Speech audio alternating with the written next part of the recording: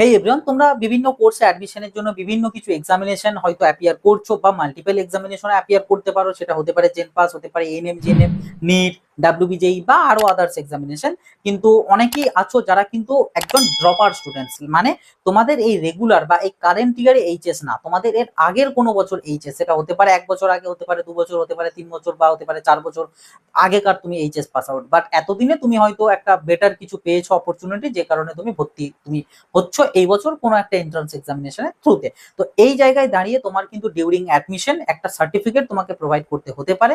মানে প্রোভাইড করতে means provide করতে হয়, বাট অ্যাডমিশনের দিনই যে প্রোভাইড করতে হবে এমনটা না। অনেক কোর্সেস এর ক্ষেত্রে পরবর্তীতে প্রোভাইড করলেও চলে যায়, কোনো প্রবলেম হয় না। যেমন ডাব্লিউবিজেই এর ক্ষেত্রে তোমাদের গ্যাপ সার্টিফিকেট যেটা আর কি লাগে বেসিক্যালি ড্রপের জন্য, তো সেটা কিন্তু পরবর্তীতে প্রকাশ মানে পরবর্তীতে সাবমিট করলেও চলে, কোনো প্রবলেম হয় না। কিন্তু অন্যদিকে নিটের ক্ষেত্রে কিন্তু ম্যাক্সিমাম অফ দা কলেজে তোমাকে অ্যাডমিশনের দিনেই দিতে হয়। তো এই আর কি একটা ব্যাপার।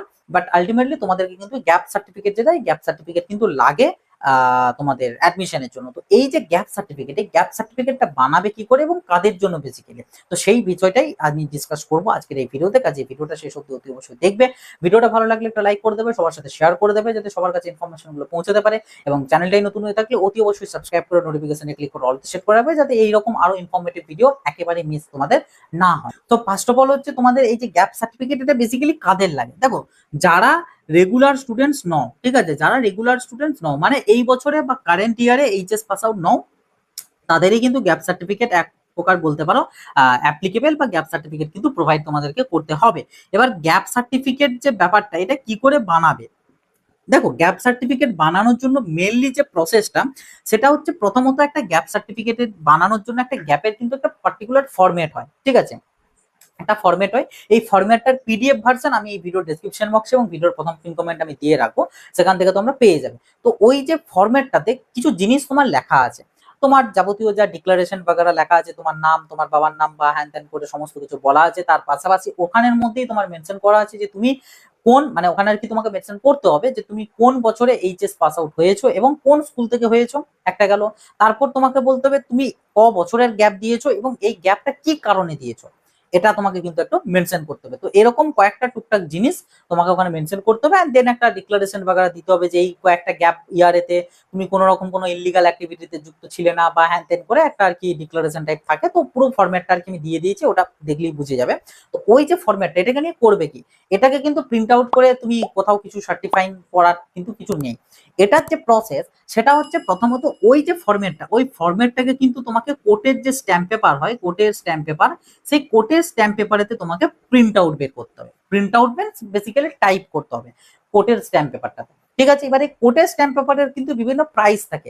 10 টাকার স্ট্যাম্প পেপার হয়, 20 টাকা হয়, 50 টাকার হয়, 100 টাকার হয়। তো এক্ষেত্রে কোন টাকাটা করবে দেখো, এখানে বেসিক্যালি এটা এক্সামিনেশন বেসিসে ভ্যারি করে। যেমন ফর ডাব্লিউবিজেই এক্সামিনেশন, তোমরা যারা হয়তো ডাব্লিউবিজেই দিচ্ছ তাদের ক্ষেত্রে কিন্তু 10 টাকা স্ট্যাম্প পেপারেতেই এনাফ হয়ে যায়, কোনো প্রবলেম কিন্তু কিছু হয় না। কিন্তু জেন পাস বা আদার্স এক্সামিনেশনের ক্ষেত্রে কিন্তু 50 টাকারটা লাগতে পারে, অনেক কলেজ চাইতে পারে। আবার নিটের যদি তোমাদের কথা বলি, তো নিটের ক্ষেত্রে কিন্তু 100 টাকার যে কোটের স্ট্যাম্প পেপার সেটা লাগে। বাট আমি এখানে তোমাদেরকে প্রত্যেককেই প্রেফার করবো এই 100 টাকার স্ট্যাম্প পেপারে বানানোর জন্য, কারণ 100 টাকা স্ট্যাম্প পেপারে তুমি যদি বানাও, সেটা কিন্তু তোমার সমস্ত এক্সামিনেশনেতেই কিন্তু তুমি অ্যাপ্লিকেবল, সমস্ত এক্সামে কিন্তু অ্যাকসেপ্টেবল হবে। কিন্তু ধরো তুমি 10 টাকার বানিয়েছো, এবার তুমি হয়তো বাই এনি চান্স ডাব্লিউবিজে এর বদলে নিটেতে তুমি পার্টিসিপেট করেছো এবং নিট থেকে কিছু হচ্ছে, তো তখন কিন্তু তোমাকে এই 10 টাকাটা চলবে না, তোমাকে আবার ফের 100 টাকার বানাতে হবে। তো উল্টে দুবার খাটনিও খাটতে হবে, খরচাও করতে হবে, তার থেকে কোনো দরকার নেই। সরাসরি 100 টাকা স্ট্যাম্প পেপার করলে একদম পুরো সেফ অ্যান্ড সিকিউর থেকে যাবে। তো এই 100 টাকা স্ট্যাম্প পেপার একটা তোমাকে আনতে হবে। 100 টাকা স্ট্যাম্প পেপার মানে সেটার প্রাইস 100 টাকাই হবে। তো স্ট্যাম্প পেপারটা আনলে, স্ট্যাম্প পেপারটা আনার পর তুমি চলে যাবে তোমাদের কোনো ডিস্ট্রিক্ট কোর্ট বা কোনো ইয়েতে। তো সেখানে গিয়ে অনেক টাইপ রাইটাররা থাকেন, বা তুমি অনেক ক্যাফে ট্যাফে পেয়ে যাবে যেখানেতে কিন্তু প্রিন্টিং এর কাজগুলো হয়, প্রিন্টিং বা টাইপিং এ।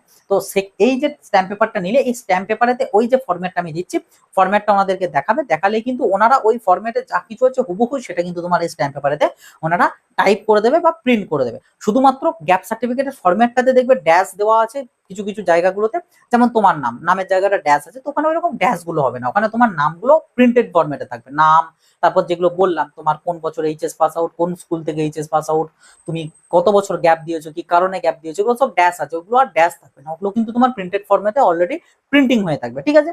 তো এগুলো সমস্তটা হয়ে গেল, এরপর জাস্ট তোমাকে ওটা নোটারি ভেরিফাই করাতে হবে। নোটারি ভেরিফাই করালে এবার তুমি নোটারি ভেরিফাইটা নিজেরাও যদি করাতে পারো কোনো সমস্যা নেই, বাট তুমি চাইলে কোনো একটা ম্যাজিস্ট্রেটের থ্রুতেও কিন্তু তুমি যেতে পারো, কোনো তিনি অবভিয়াসলি একটা কিছু চার্জেস নেবেন, বাট ওটা করালে কি তোমার আর কোনো সেরকম টেনশন চিন্তা থাকবে না, বা যা কাজ করার উনি ওটা করিয়ে নিয়ে দেবেন, ঠিক আছে, উনি একটা অ্যামাউন্ট তার পরিবর্তে নিয়ে নেবেন, বাস দ্যাটস ইট, হয়ে গেল, নোটারি ভেরিফাই হয়ে গেল। ওখানে দেখবে তোমার সই করার 2-3টের মতন জায়গা আছে, যেগুলো আছে ওখানেতে তুমি তোমার সই করে দেবে, বাস দ্যাটস ইট, তোমার গ্যাপ সার্টিফিকেট রেডি। ওই যে কোর্টের ওই যে অ্যাফিডেভিটটা হয়ে গেল, ওই অ্যাফিডেভিটটাই কিন্তু তোমার গ্যাপ সার্টিফিকেট। ওকে, সো এটাই হচ্ছে তোমাদের গ্যাপ সার্টিফিকেট বানানোর প্রসেস ফর অল এক্সামিনেশন।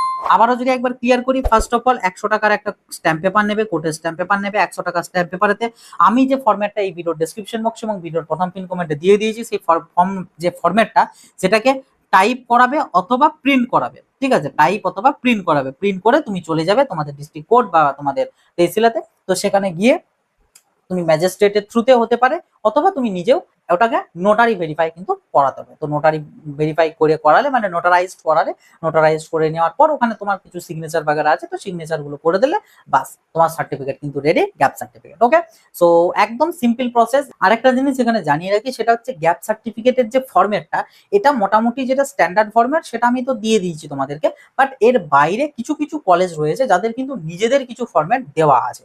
তো সেক্ষেত্রে সর্বপ্রথম তুমি যে কলেজে অ্যাডমিশন হতে যাচ্ছ বা হবে, সেই কলেজের আগে তুমি দেখে নিতে পারো কোনো পার্টিকুলার ফরম্যাট ওনাদের আছে কিনা। তবে এটা বেসিক্যালি ডাব্লিউবিজেই বা জেনপাস বা এনএমজিএনএম এই এক্সামগুলোর ক্ষেত্রে অ্যাপ্লিকেবল হয় না, এগুলোর জন্য আমি যে ফরম্যাটটা দিয়েছি, যে প্রসেস বললাম, এই অ্যাকর্ডিং করিয়ে নেবে, কোনো প্রবলেম নেই। বাট নিটের এমবিবিএস এর ক্ষেত্রে বেশ কিছু গভর্নমেন্ট কলেজ বলো, বেশ কিছু প্রাইভেট কলেজ বলো, সেগুলো তাদের কিন্তু একটা মানে নিজস্ব কিছু ফরম্যাট থাকে, এবং যে ফরম্যাটটার মধ্যে ওনাদের নিজেদের কলেজের নামটাও মেনশন থাকে, ঠিক আছে। তো ওরকম যদি থাকে, তো সেক্ষেত্রে তোমাকে ওই ফরম্যাটটাতেই বানাতে হবে, বাট প্রসেসটা সেম, একই করতে হবে। বাট এই যে টাইপটা বা যে প্রিন্টটা, এখানে শুধু আমি যেটা দিয়েছি ওটার বদলে ওই কলেজের যে ফরম্যাট রয়েছে, সেই যে ডিটেলসটা, সেই যে লেখাটা, সেটাকে জাস্ট প্রিন্ট করাতে হবে, জাস্ট এটুকুই, এর বাইরে আর কিছু না। আর এখানেতে তোমাদের এই যে লেখাটা যেটা আছে, লেখাটা যদি ইনকেস এই যে পেপারটা, কোর্টের যে স্ট্যাম্প পেপার, এটা তো প্রথমে উপরে একটা রুপিজের একটা বেশ একটা ব্র্যান্ডিং থাকে, নিচে মোটামুটি একটুখানি জায়গা থাকে, এবার ওই জায়গার মধ্যে যদি ইনকেস না ধরে, তো সেক্ষেত্রে তুমি অ্যাডিশনালি পেজ ওখানে অ্যাড করা যায়, ওটাও কোর্টের একটা আলাদা রকম একটা প্রপারলি পেজ হয়, তো সেই পেজেতে বাকি অংশটুকু প্রিন্ট করাতে পারো। ওটা যদিও তুমি যার কাছে টাইপ বা প্রিন্ট করাবে ওনারা জানেন ওটা, তো করে পরেও ওটা করানো যেতে পারে, কোনো সমস্যা নেই। এমনটা নয় যে তোমাকে ওই পেজটার মধ্যেই ধরাতে হবে, যদিও উল্টো পেটে তো লেখা হয় না, জাস্ট একটা পেজে, তো যদি ওইটুকু জায়গার মধ্যে ধরে যায় ওয়েল এন্ড গুড, না ধরলেও কোনো সমস্যা নেই, অ্যাডিশনালি পেজ অ্যাড করে ওটা স্টেপল করে দিলেও চলে যাবে, কোনো প্রবলেম কিন্তু কিছু হবে না। এবার হয়তো অনেকে জিজ্ঞাসা করতে পারো, এই গ্যাপ সার্টিফিকেটটা বানাতে কতদিন টাইম লাগতে পারে। তো গ্যাপ সার্টিফিকেট বানাতে খুব একটা হিউজ টাইম লাগে না, আর তুমি যদি কোনো ম্যাজিস্ট্রেটের থ্রুতে যাও, তো সেক্ষেত্রে তোমার 2-3 দিনের মতন টাইম হয়তো লাগতে পারে, বাট তুমি যদি নিজে করতে চাও, তো সেক্ষেত্রে ধরো যেদিনে যাচ্ছ সেদিনে হয়তো চান্সেস রয়েছে তোমার হয়ে যাওয়ার, বা হয়তো আরেকটা দিন তোমাকে ঘুরতে হতে পারে, তো খুব একটা টাইম লাগে না, একদম ইজি প্রসেস এবং ইজিলি হয়ে যায়। প্রসেসটা ইজি যদিও না, তোমার একটু ঝামেলা আছে, বাট